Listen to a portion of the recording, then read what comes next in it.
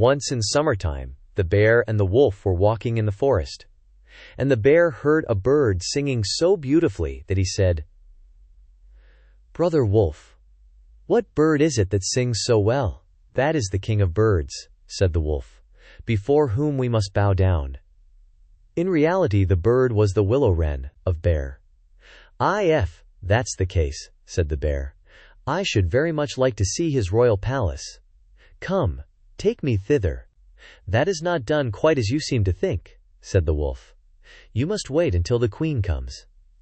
Soon afterwards, the queen arrived with some food in her beak, and the Lord King came too, and they began to feed their young ones. The bear would have liked to go at once, but the wolf held him back by the sleeve and said, "No, you must wait until the Lord and Lady Queen have gone away again."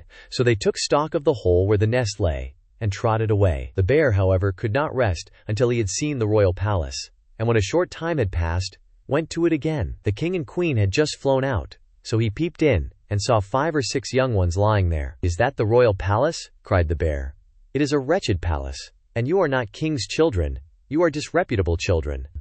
When the young wrens heard that, they were frightfully angry, and screamed, "No, that we are not! Our parents are honest people! Bear, you will have to pay for that!" The bear and the wolf grew uneasy, and turned back and went into their holes. The young willow wrens, however, continued to cry and scream, and when their parents again brought food, they said, "We will not so much as touch one fly's leg, no, not if we were dying of hunger, until you have settled whether we are respectable children or not. The bear has been here, and has insulted us." Then the old king said, "Be easy, he shall be punished." And he at once flew with the queen to the bear's cave and called in, "Old Growler, why have you insulted my children? You shall suffer for it.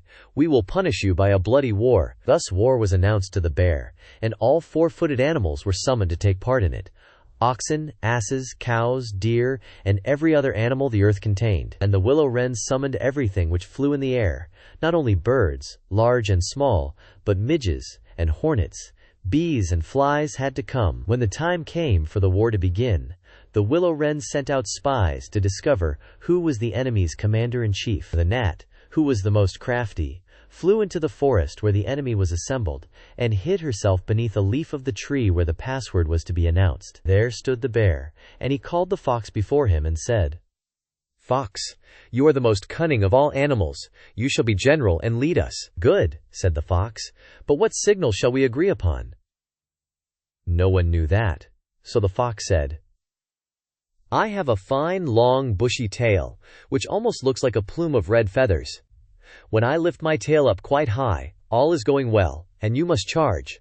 But if I let it hang down, run away as fast as you can." When the gnat had heard that, she flew away again, and revealed everything, down to the minutest detail, to the willow-wren. When day broke, and the battle was to begin, all the 4-footed animals came running up with such a noise that the earth trembled. The willow-wren with his army also came flying through the air with such a humming and whirring and swarming that everyone was uneasy and afraid, and on both sides they advanced against each other. But the willow-wren sent down the hornet, with orders to settle beneath the fox's tail, and sting with all his might. When the fox felt the first sting, he started so that he lifted one leg from pain, but he bore it, and still kept his tail high in the air. At the second sting, he was forced to put it down for a moment. At the third, he could hold out no longer, screamed, and put his tail between his legs. When the animals saw that, they thought all was lost, and began to flee, each into his hole, and the birds had won the battle. Then the king and queen flew home to their children and cried, "Children, rejoice, eat and drink to your heart's content, we have won the battle." But the young wrens said, "We will not eat yet. The bear must come to the nest, and beg for pardon and say that we are honorable children, before we will do that." Then the willow-wren flew to the bear's hole and cried, "Growler, you are to come to the nest to my children, and beg their pardon, or else every rib of your body shall be broken." So the bear crept thither in the greatest fear, and begged their pardon. And now at last the young wrens were satisfied, and sat down together, and ate and drank, and made merry till quite late into the night.